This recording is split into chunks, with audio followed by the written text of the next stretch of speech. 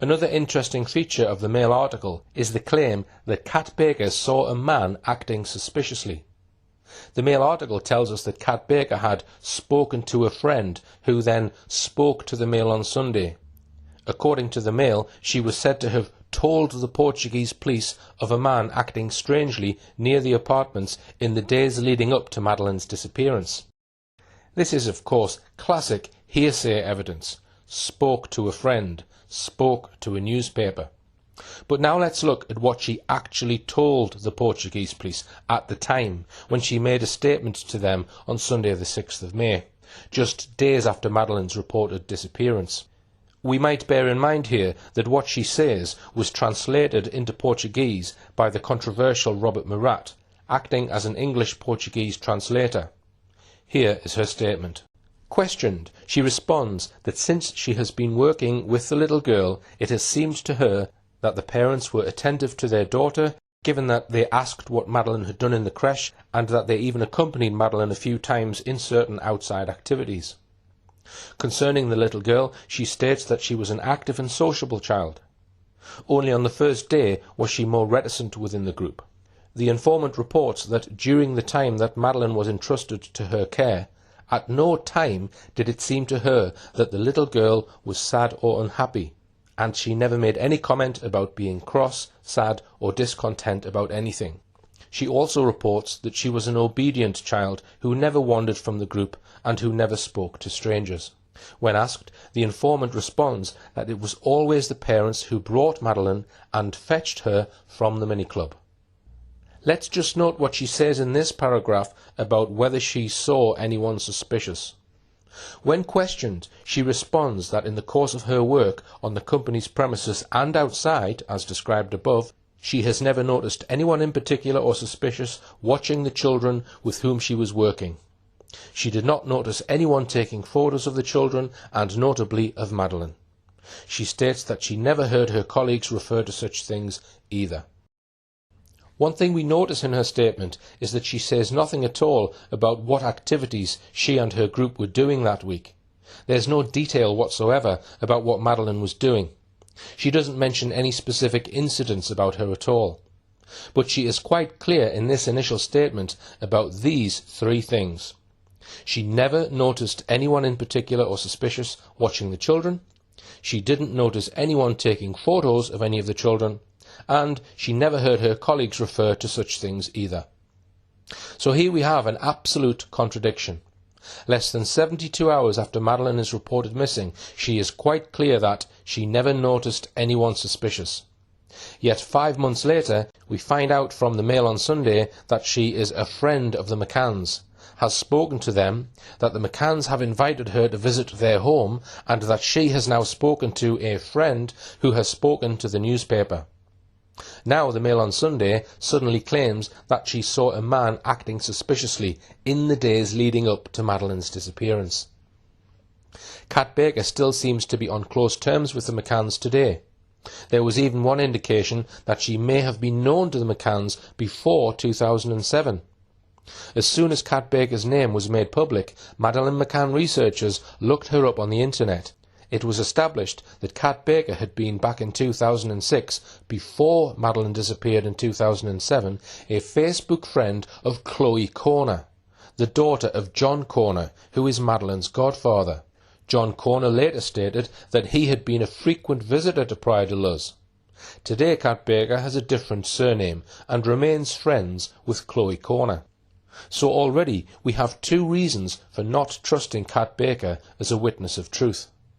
Moreover, we have a third possible contradiction regarding Kat Baker's claim that Madeline went sailing on the morning of Thursday the 3rd of May, the day Madeline was reported missing.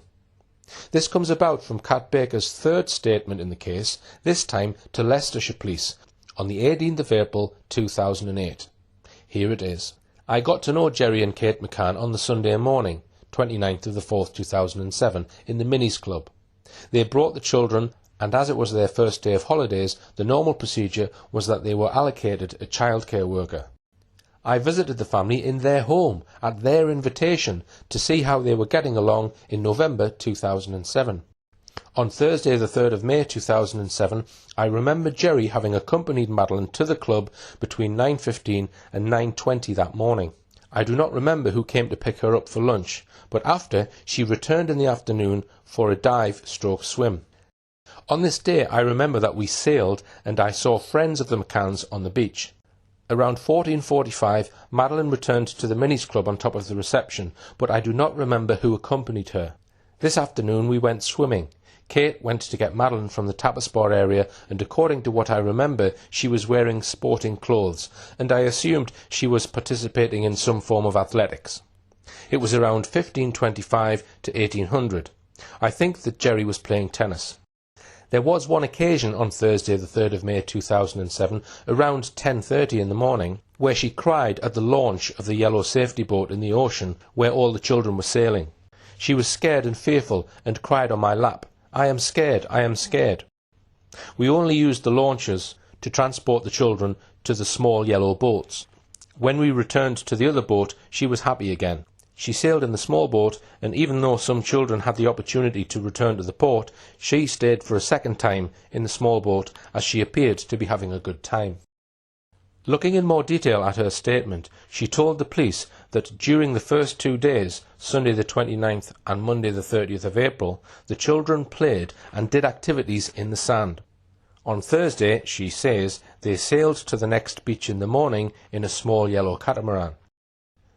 On the 10th of May, 7 days after Madeline was reported missing, Inspector Pino and a colleague asked Kat Baker to accompany them on a reconstruction of what supposedly happened that previous Thursday morning.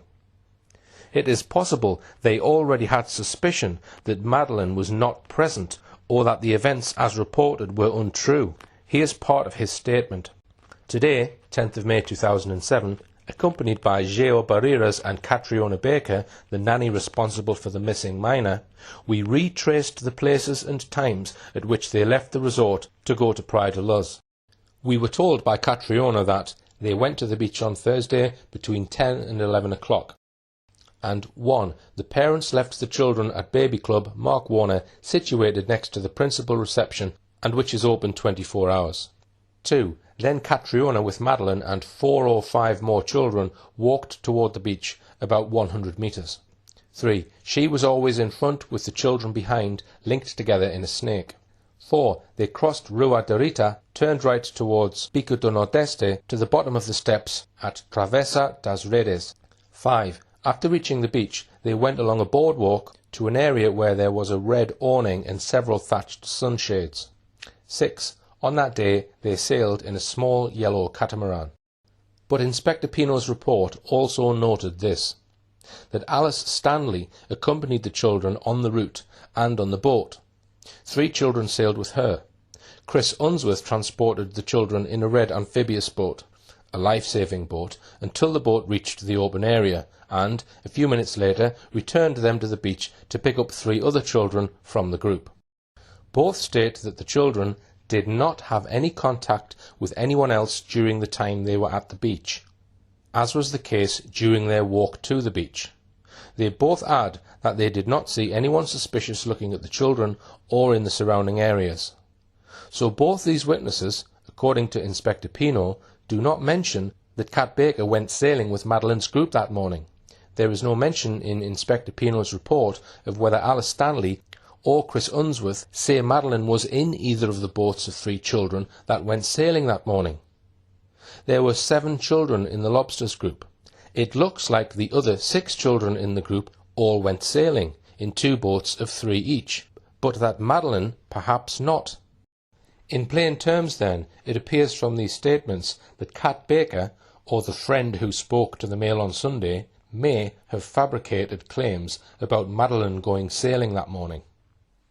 Also, Kat Baker made the claim that all the children were required to wear identity bracelets while being looked after that week.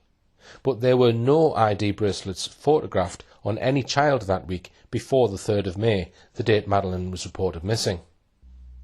In her first statement to the Portuguese police in May 2007, she told them, "I have been in Portugal since March the 21st of this year, and this is my first visit to the country. My contract started on the 21st of March 2007. Earlier she said the 21st of April, which may have just been a simple mistake, and ends on the 7th of November 2007.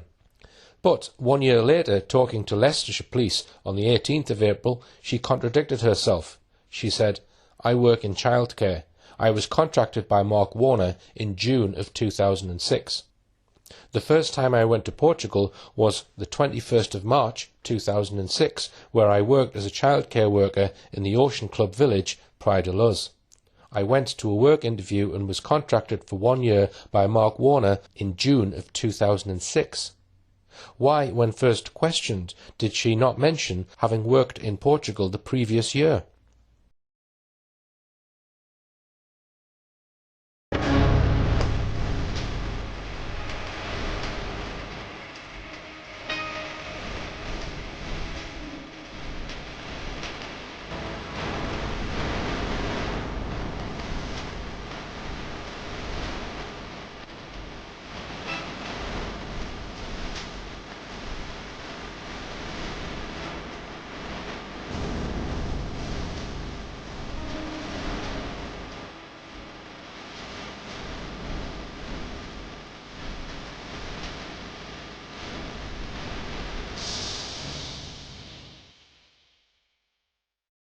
There is one particular incident that stands out from that week, which, it is said, really does prove that Madeleine McCann was alive on the Tuesday at least. And that is the testimony of an 82-year-old widow, Mrs. Pamela Fenn, who died in 2011. She told the police, though only 3 months later, as we shall see, that she heard a child, presumably Madeline, crying from 10:30 p.m. to 11:45 p.m. on the evening of Tuesday the 1st of May. She says that she then heard a door closing at 11:45 p.m. and then the crying stopped. On the face of it, there is no reason to suspect that this was anything other than the unvarnished truth. Why would an 82-year-old widow lie about anything, especially something so serious? But, as with almost everything in this case, nothing is quite what it seems. So let's now probe her statement in detail. I will read out the relevant parts of her statement. Mrs. Pamela Fenn, 20th of August 2007. She has lived in the apartment since 2003. She also refers to the day of the 1st of May 2007, when she was home alone.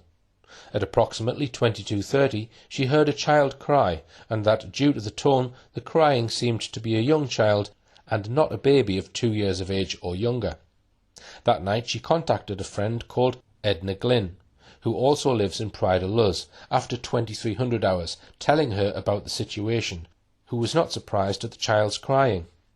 On the 3rd of May she received a visit from her niece Carol during the morning, who said that when she was on her terrace she saw a male individual looking into the McCann's apartment. She claims, however, that a week previously she was the victim of an attempted robbery, which was not successful, and neither was anything taken, thinking that the crying of the child could be linked to another attempted robbery in the residence. So there are 3 elements to her story. 1, she says she heard a child crying for 75 minutes continuously on Tuesday the 1st of May, 2 days before Madeline went missing.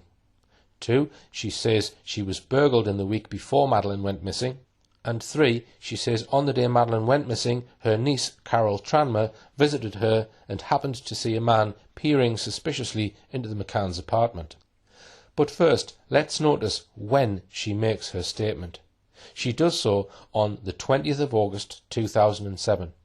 That's over 3.5 months, or 111 days since the date she says she heard the crying on Tuesday the 1st of May. So exactly how did Mrs. Fenn's statement, with its dramatic news of a burglar, a suspicious man, and a child's crying for 75 minutes come about? By looking at the lead-up to it, this will help us to form a view on whether Mrs. Fenn was telling the truth or not. Newspaper coverage about Mrs. Fenn in several British newspapers suddenly broke on Saturday the 18th of August 2007. It's strange that the story broke 2 days before she gave her statement to the police. This is what the Sun told us. Their story was headed, "Your sis, Maddie, is missing," and featured the McCann's claim that only now, 3 months after Madeline went missing, had the McCanns told their twins, Emily and Sean, that Madeline had been abducted. But the story also made these revelations about Mrs. Pamela Fenn. The Portuguese cops are again under fire. The woman living in the apartment above the McCanns claimed she had not been spoken to by police until the British team arrived 2 weeks ago. Expat Pamela Fenn told them she disturbed a burglar at her apartment about 3 weeks before Maddie vanished. She is now to give a formal statement to Portuguese officers. A friend said she was surprised that neither the police nor the McCanns had approached her before. Pamela also said that her niece, who stayed with her the week Maddie disappeared, spotted somebody fitting the description of a man seen carrying a child away under a blanket. The pal added he was acting suspiciously. I have no doubt that the so-called friend mentioned in this story is none other than the McCann's official PR spokesman, Clarence Mitchell, whose job at the time Madeline was reported missing was the head of Tony Blair's propaganda machine, the Media Monitoring Unit at the Central Office of Information. In this story, the burglary is said to have taken place 3 weeks before Madeline went missing, not 1 week as she says in her official statement. The article quotes the friend as saying that Mrs. Fenn was surprised that the police had not approached her before. Surely the much greater surprise is that Mrs. Fenn had done nothing for 3.5 months to report an attempted burglary, a suspicious man hanging round the McCann's apartment, and hearing a child sobbing her heart out in the apartment below her for 75 minutes, 2 days before she was reported missing. And we must ask ourselves, how likely is it, in the aftermath of the alleged abduction, the police would fail to visit whoever lived immediately above them to find out if they saw or heard anything that night? The article also says that Mrs. Fenn's niece, Carol Tranmer, stayed with Mrs. Fenn that week. However, Carol Tranmer told the police that she had stayed elsewhere in Portugal and only visited her aunt on a couple of occasions. Another contradiction. Mrs. Fenn's niece, Carol Tranmer, later said that the man she said she saw fitted the description of a man carrying a child away under a blanket. But it wasn't until late October, nearly 6 months later, that the McCann team released this artist's sketch of the man supposedly seen by Jane Tanner.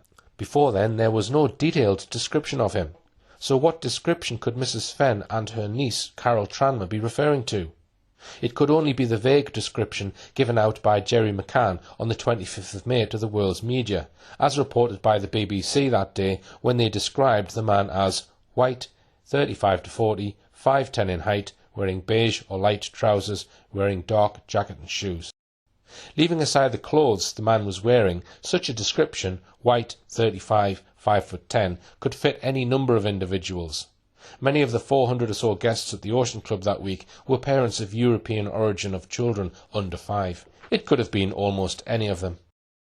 So on what basis could Carol Tranmer declare that the man she saw for a few seconds fitted the description of the man seen by Jane Tanner? The Daily Mirror added some detail about the alleged burglary. It told its readers, Pamela Fenn said a man broke into her flat weeks before Madeline disappeared. There was no sign of a break-in, and it's thought the intruder may have had a key. She reported the incident to Portuguese police, but they did not question her again. The report went on. Mrs. Fenn, who was in her 70s, found the man scrambling out of the window and tried to grab his ankle, but he escaped. Whether Mrs. Fenn did report this incident at the time to the police is a moot point. I am not aware that they have confirmed that Mrs. Fenn reported this to them. In any case, if one looks at all the reports about whether Mrs. Fenn did or did not report this to the police at the time, it is very confusing. One version is that she didn't report the incident at the time, another is that she never reported it at all, another is that she never reported it all, yet one more says that, because nothing was stolen, she thought it unimportant, whilst a fourth, contradicting all the others, said she was beside herself with fear and contacted the police. These inconsistencies do not inspire confidence in Mrs. Fenn as a witness of truth, or at least those reporting what she said.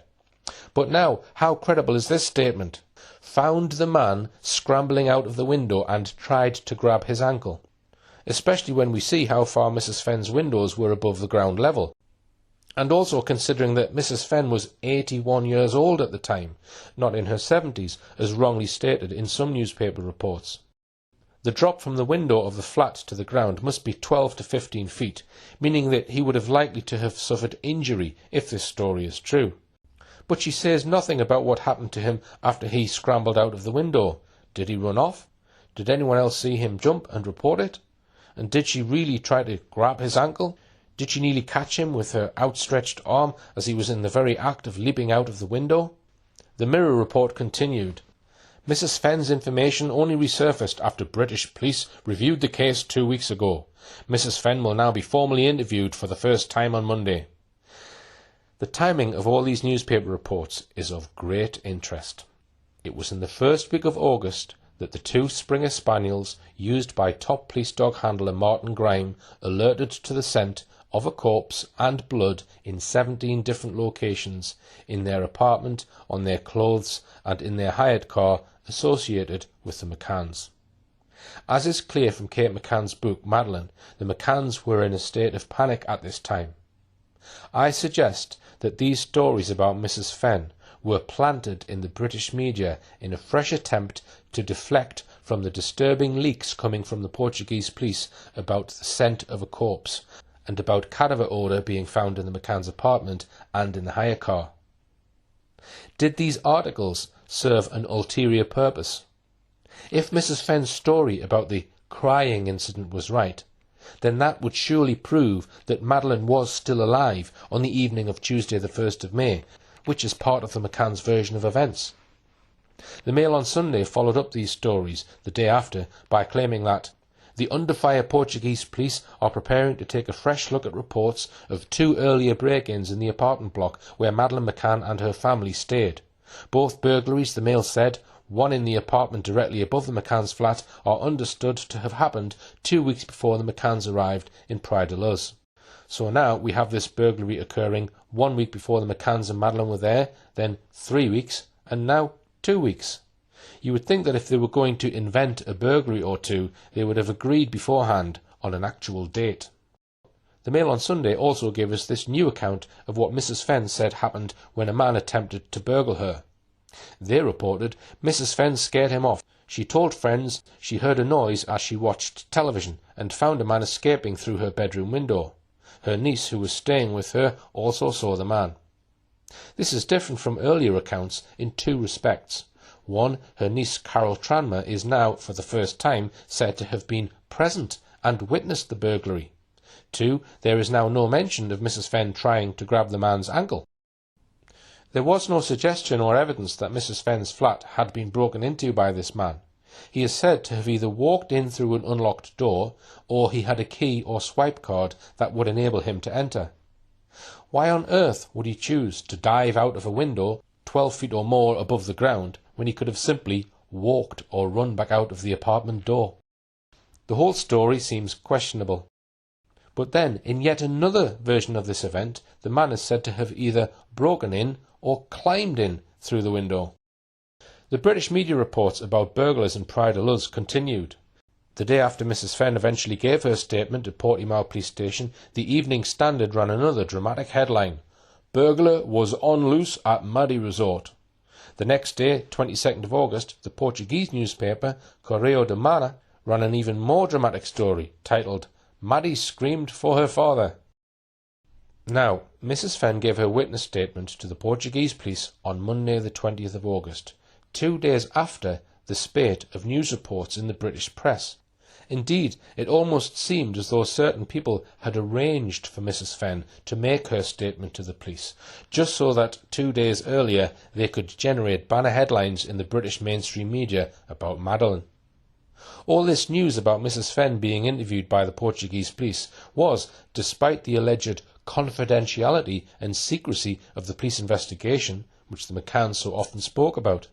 It seems, though, that the secrecy of the investigation was convenient when the McCanns were asked difficult or embarrassing questions, but could be broken at will when the McCann team wanted to get their message out.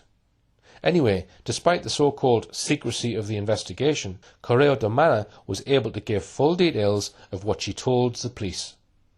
The newspaper said, Mrs. Fenn confirmed she heard Maddie crying for her father the day before she disappeared. This is untrue, because in her actual statement she says the crying was on the Tuesday night, the 1st of May, not the Wednesday night. But later that day, on the Portuguese SIC News TV channel, a very different story about Mrs. Fenn was beginning to emerge. Here are some excerpts from that broadcast. Mrs. Pamela Fenn, the British octogenarian who lives above the apartment from where Maddie disappeared, says she has been harassed by the unwanted interest of journalists and has denied having spoken to the police. She said she didn't have any information about the case.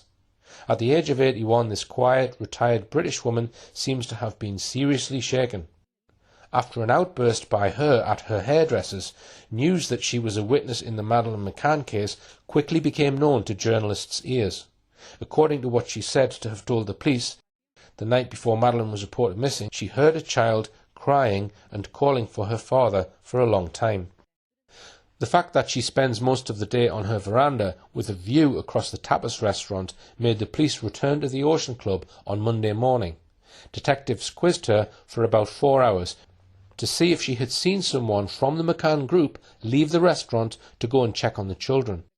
Angry at the journalists' questions, Mrs. Fenn denied being a witness in the case and said that what the press was saying was pure speculation. I have been here 3 months since all this happened. I've never spoken to a journalist. They've written rubbish in the newspapers. I've never even uttered a word. It's all rubbish.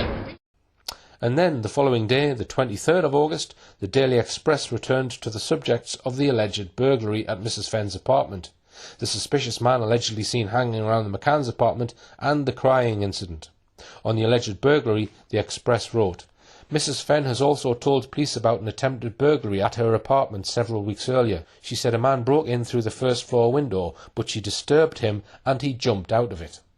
The source said she did not think it was significant. She has lived in Luz for some time, and at her previous address was the victim of burglaries on a regular basis. There are lots of drug addicts in the area who prey on tourists' apartments. Nothing was taken, so she did not initially report it to the police. There are several points to note here. 1. In this report, and I think this bit is true, she never reported this break-in and attempted burglary to the police at the time. 2. She thought it of no significance. 3. We're told this incident was not 1 week before the McCanns went on holiday to Praia de Luz, not 2, not 3, but now several weeks. And 4, no longer did the man enter the room with a key, but now he is said to have broken in through the first-floor window, even though it was some 12 feet or more above the ground, and there was no obvious way to climb up to it. But now we get a whole new burglar story in the Express, a second burglary. The report of an intruder echoes the experience of a Scottish holidaymaker at the Ocean Club Resort just 3 weeks before Madeline went missing. The woman told police that an intruder used a key to enter her apartment at the Mark Warner Run Resort on the first night of her stay, making off with personal belongings and £500 worth of currency. It was in the same block as the one where the little girl was taken from, she said. The police were called. They told us someone with a key had got into the flat. There were no broken windows and no forced entry. The Scottish holidaymaker wasn't named, so the story could not be checked. There's no credible evidence, to my knowledge, to support either burglary. Regarding the story that Mrs. Fenn's niece, Carol Tranmer, had seen a suspicious man lurking around the McCann's apartment, the Express also purported to reveal new details about this. They told their readers, Mrs. Fenn's niece, who has now been interviewed by detectives in Britain, spotted a suspicious-looking man hanging around the McCann's apartment about the time Madeline disappeared. She told detectives that he matched the description of a suspect seen by Jane Tanner, one of the McCann's holiday friends. Miss Tanner reported seeing the man rushing away from the apartment with a child wrapped in a blanket under his arm. A second witness spotted the man minutes later rushing past the church in the resort and heading to the seafront. The dark-haired man was wearing white trousers and a dark jacket. I made the point earlier that Carol Tranmer in August would only have known that the alleged abductor was white, 35 to 40, 5'10" in height, nothing else.